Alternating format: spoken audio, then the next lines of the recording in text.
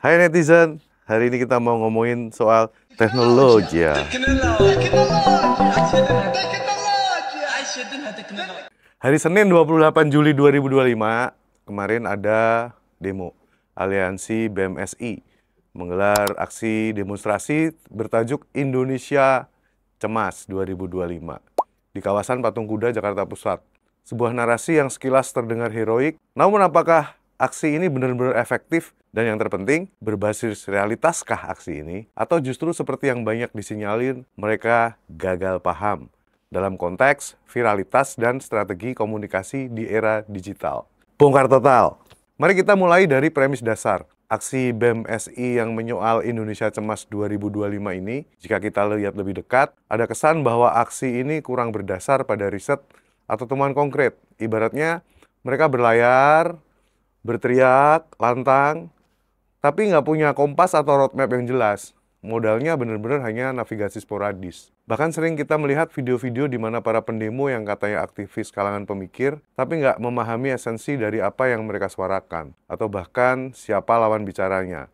Contoh nih, lihat aja aktivis dalam video ini. Siapa? Keluarkan Bu, kakak ibu kalian dengan jenengan.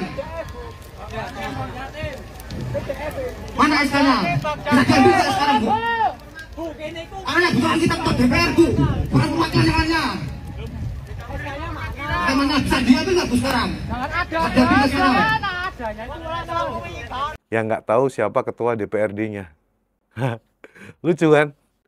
Ini bukan untuk merendahkan semangat teman-teman ataupun demokrasi, namun untuk menggarisbawahi betapa pentingnya persiapan dan pemahaman substansi sebelum kalian aksi.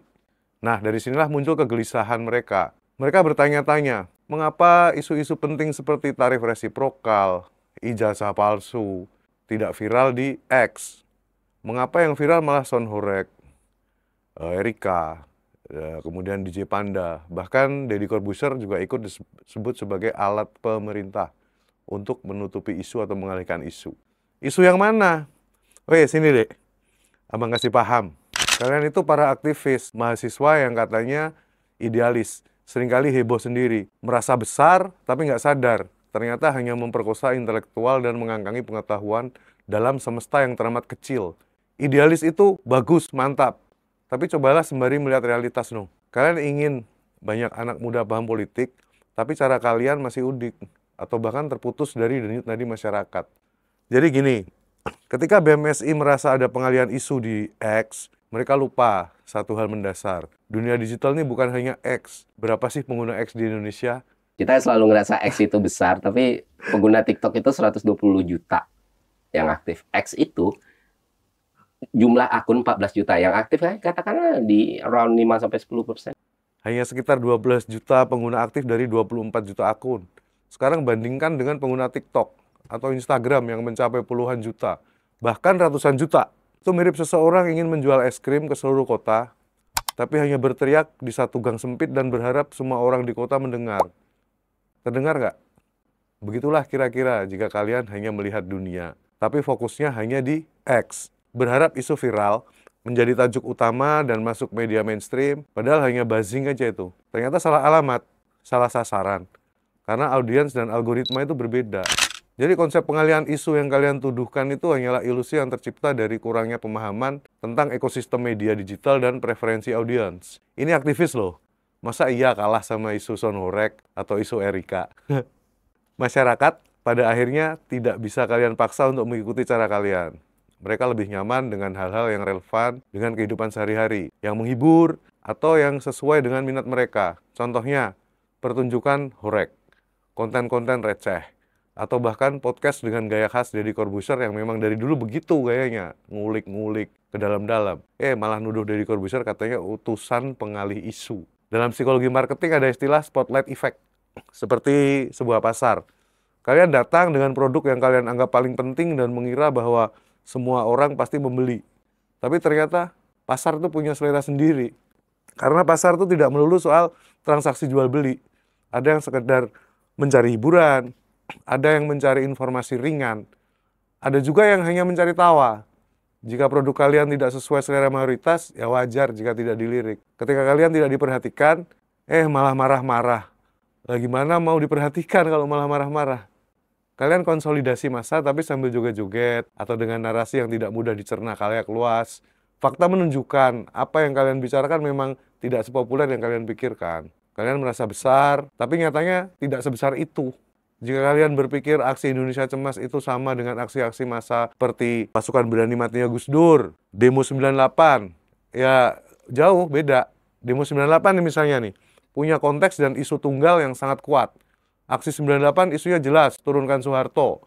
Dengan isu kegagalan sistemik, perekonomian, dan birokrasi yang tidak sehat. Dan itu kerasa di semua lapisan masyarakat. Semua ngerasain itu. Sedangkan untuk hari ini, isu satu dan lainnya seringkali berkelindan, tumpang tindih, tanpa ada satu benang merah yang bisa ditarik. Masing-masing isu memiliki latar belakang yang sama sekali berbeda. Dan kalian menyamaratakan persoalan hanya dalam satu titik kesalahan pemerintah. Masyarakat umum aja paham, masa kalian yang aktivis, pemikir dan terdidik buta informasi, marah mulu bisanya. Atau jangan-jangan ada bohir di belakang aksi itu, ha? Lalu gimana caranya agar suara kalian didengar? Jika kalian ingin dilirik, cobalah untuk mencari cara yang lebih membumi, lebih kreatif, dan relevan dengan audiens. Pertama, lakukan mapping yang matang. Ini kayak ngajarin gue. Benar tidaknya tuntutan kalian, baru setelah itu rasionalisasi. Jangan sampai semangat mendahului riset. Kedua, pahami audiens kalian. Di platform mana mereka berada, konten seperti apa yang mereka konsumsi, bagaimana cara mengemas isu politik yang kompleks menjadi sesuatu yang mudah dicerna dan bahkan menarik perhatian. Ini bukan soal menjual diri, tapi menjual gagasan dengan cara yang lebih efektif. Ketiga, adaptasi. Ini bukan lagi era di mana kita bisa berteriak di jalan dan berharap seluruh Indonesia mendengar. Kita hari ini hidup di era digital, di mana algoritma dan preferensi audiens adalah raja. Jika kalian ingin dipedulikan rakyat, maka pedulikan juga pada bagaimana rakyat berkomunikasi dengan kalian. Fair kan? Mereka akhirnya juga tidak peduli dengan apa yang kalian lakukan jika kalian tidak peduli pada cara mereka menerima informasi. Jadi sama-sama. So, netizen bukan kaleng-kaleng yang berbahagia. Jangan baper ya, pengalihan isu itu pada dasarnya nggak ada. Itu hanya karena kalian, para aktivis yang kurang effort dan kurang kreatif dalam menyampaikan sebuah gagasan. Gimana menurut kalian? Tinggalin pesan di kolom komentar ya. Bongkar total. Bye.